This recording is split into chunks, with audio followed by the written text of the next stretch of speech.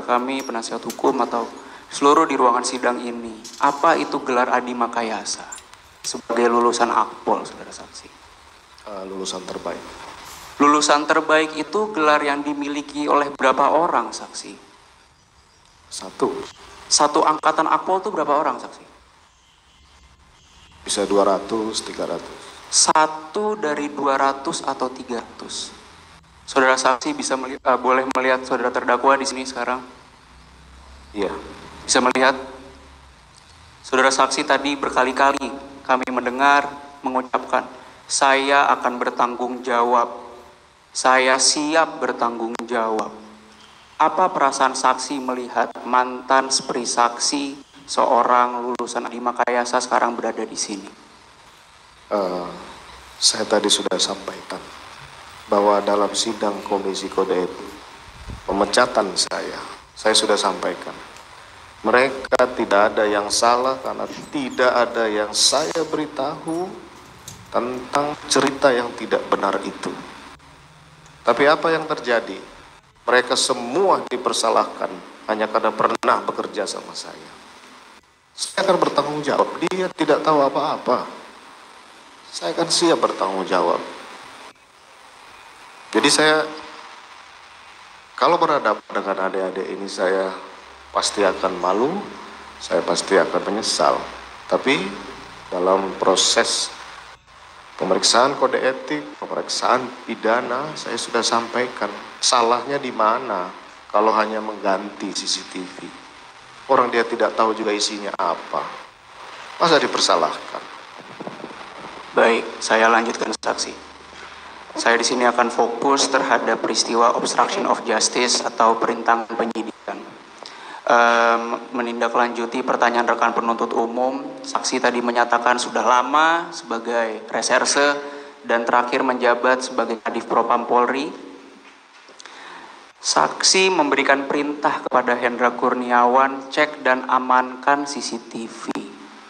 Sebagai anggota reserse yang mana saksi memiliki pengalaman yang panjang, boleh saudara saksi beri penekanan lagi agar supaya jelas di sini. Cek dan amankan bagi anggota reserse itu seperti apa?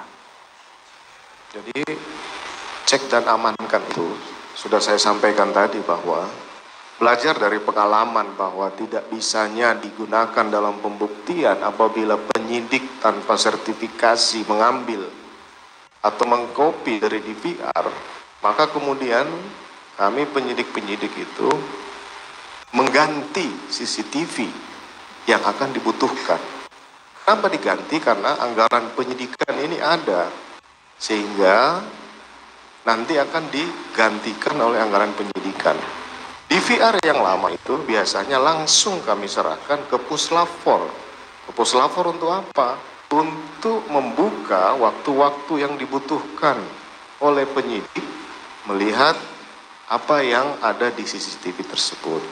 Jadi di penyidik biasanya seperti itu untuk mempercepat proses pengambilan data, karena kita tidak tahu berapa isi harddisk ini, berapa tera, dan nanti kalau terlambat kita mengambil itu biasanya akan tertutup, sehingga kita ambillah.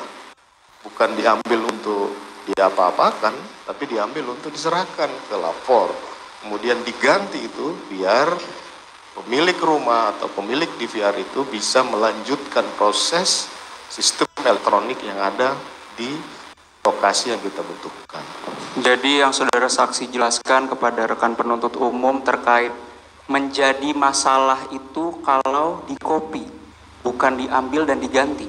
Apakah itu betul? Iya. Baik, saudara saksi sesuai BAP saksi di sini, saudara saksi pernah membuat surat pernyataan tanggal 30 Agustus tahun 2022. Bisa saudara saksi jelaskan atau ceritakan ke persidangan ini terkait apa surat pernyataan itu? Oh ya, pada saat pemeriksaan di penyidik cyber saya sudah sampaikan, Hendra Kurniawan, Agus Nurpatria, kemudian Irfan, tidak ada yang mengerti apa cerita sebenarnya. Mereka tidak salah. Mereka orang-orang yang hebat. Saya tidak bisa menghadapi mereka semua karena saya tahu saya salah, yang mulia. Saya tahu saya salah. Saya tidak tahu harus bagaimana membalas dosa yang harus saya hadapi ini, tapi ya saya pikir bahwa inilah yang mungkin di depan yang mulia yang mungkin bisa nanti menilai